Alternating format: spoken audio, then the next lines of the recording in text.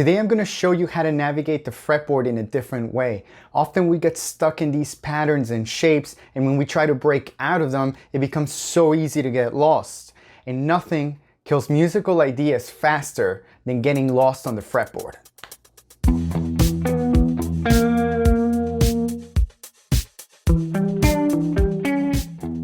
There are numerous ways to navigate the fretboard. Each has its advantages and disadvantages. Keep this in mind though. Learning how to do one thing in different ways, it pays off. And today we're exploring an octave method. This exploits the shape-based nature of guitar. This way we don't have to overthink scale patterns and shapes. Okay, so how do we do this? We're going to be using some of the shapes from the minor pentatonic scale as reference, but we're going to be approaching them in a different way as opposed to just simply playing a new position. So we're not going to be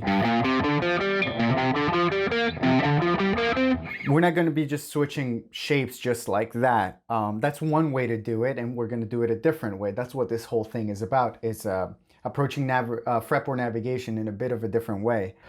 An easy and simple way to find your octaves across the fretboard is by memorizing these octave shapes, as I call them. So just like you might play a power chord or any chord, really, you memorize a shape, right? So to find octaves, there's just more shapes. So if I want to find an octave from the 6th string, it's going to be on the 4th string. So it's skipping one string to find octaves. So if I start on the 6th, my octave is going to be on the 4th and 2 frets over. So I'm on the 3rd fret, it's going to be on the 5th. There's my octave. Memorize that shape. Because anywhere that you start from the 6th string, for example, if I start from C, I know my C an octave above is going to be 2 frets over, and I'll just find it with my 3rd finger because that fits the shape. It's 2 frets over and on the 4th string, skipping one string, right? And it's the same thing from the 5th string going to the 3rd. That's a C, that's another C, right? Now it changes if I go from the 4th string to the 2nd, because then I move it up by a half step, or I just think about my pinky instead of shifting up and down or something like that. It's 3 frets over, we're still skipping one string. So from the 4th, we skip the 3rd, we go to the 2nd, that's an octave. And the same deal for the 3rd and the 1st string. I start on the 3rd, skip the 2nd, go to the 1st, and that's a B flat, going to a B flat. So that's how I'm gonna find these octaves across the fretboard. So the first step of this process is to map out a few octaves across the fretboard. We're going to be in the key of G minor, and so we have to find a few Gs. So let's start from the 6th string and 3rd fret. We're going to start from here, and then the next G is going to be over here on the 5th fret, 4th string, and the next one is going to be on the 2nd string, 8th fret. So we have 3 octaves right there.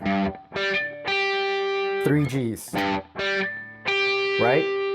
So what I want to point out is that when I'm looking at this, it creates kind of a diagonal line going across the fretboard, right? So you have 3 Gs going in a line, and that's what I want you to try and picture or envision, is a diagonal line going across. And then we're gonna draw 2 diagonal lines, and the next one's gonna start on this G on the 10th fret of the 5th string. Then we're gonna have another G on the 3rd string, 12th fret, and then the last one's going to be on the 1st string, 15th fret. So just like you memorize the 5 shapes of the pentatonic scale, I want you to memorize where these 6 Gs are, and later we're going to move them around into different keys. But for right now, we can just stay in this one key.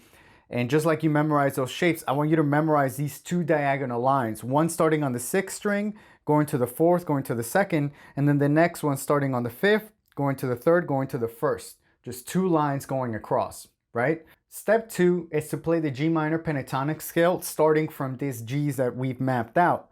Now, we won't always be able to play the full scale, and that's okay. We'll just go up as far as we can, or as far as the instrument allows. Let me show you what I'm talking about. You start on the 6th string and play the scale, right? And then what I want you to do is go to the next octave and reset, but I want you to play the same fingering that you use for box 1. So you're gonna start with finger 1 and then the pinky, 1 and 3. And that gets us into the second string territory. The second string is tuned a little bit lower than the rest of the strings. All these strings are tuned in fourths, but from the third to the second string, it's a major third, not a perfect fourth. So we need to adjust to that by moving up everything by a half step. So if we played here, when we get to the second string in box 2, move it up by a half step and you're good to go. That's the only rule. Second string moves up by a half step. And then when we get to the next G on the second string in 8th fret, do the same thing. Reset your fingering, so meaning starting with finger 1 again, and you're gonna play the same shape, the same finger pattern or combination that you did in box 1. You're gonna play the same thing here. Obviously, we're out of strings, but that's okay. We just switch positions 3 times and all we're thinking about is one note. We're not thinking about the full box, the shape, or anything like that. We're just thinking about G's and literally playing the same thing. We're adjusting for the second string, but it's still the same thing. It's kind of like playing box 1 over and over again. And that's the idea. Try not to think of all of these as different shapes or patterns. Try to think of them as box 1 minor pentatonic, because your finger is doing the same thing over and over and over. And that's the power of this thing. It's simple and it's easy to approach. Anything that you play in box 1, which tends to be the one that we're most comfortable in, because the first one we learn, the one that we hang out in a lot, myself included, it's easy to transfer that to these other shapes if you think about them as kind of the same thing. So we just completed one diagonal line. Let's move to the second diagonal line, which starts on the 5th fret, 5th string, 10th fret, and we're gonna play the same thing, minor pentatonic box 1. Right? It's the same fingering as here.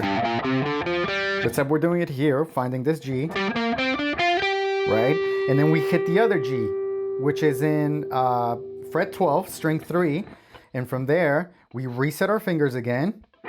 Remember, second string moves up by a half step, and we're good to go. And then we reach the last G. Obviously here, we would only be able to play, that's it, we're out of strings. But if you recognize this, we're in pentatonic box 1, an octave higher. You could start soloing in that position if you want to. But the point is really to just map out the fretboard using these Gs.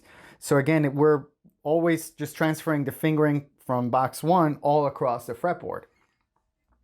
So one thing to point out is that you don't always have to begin on the root note. It's just a good place to get started while you get used to navigating the fretboard in this way. And this is not a replacement for just switching pentatonic boxes or using other systems like the cage system or 3-note per string or anything else that you might be using.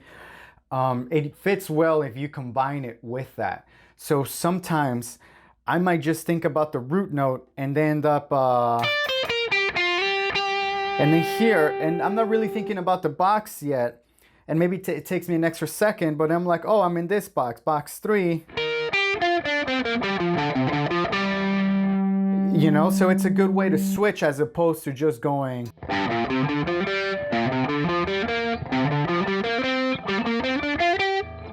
And, you know, so on and so on.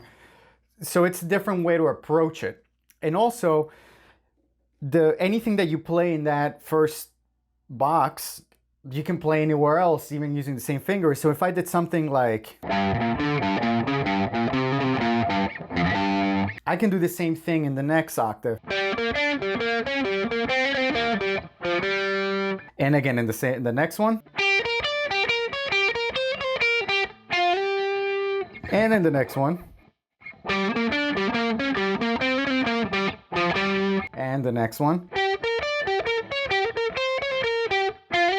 Remember, second string moves up by 1. And in here, I'm out of strings. I wouldn't be able to play the same lick in the same way, but I'm all the way up here again. So I travel the neck in a different way. So if you were to move to a different key, you could, for example, just map out the diagonal lines again. What if we were in the key of B flat?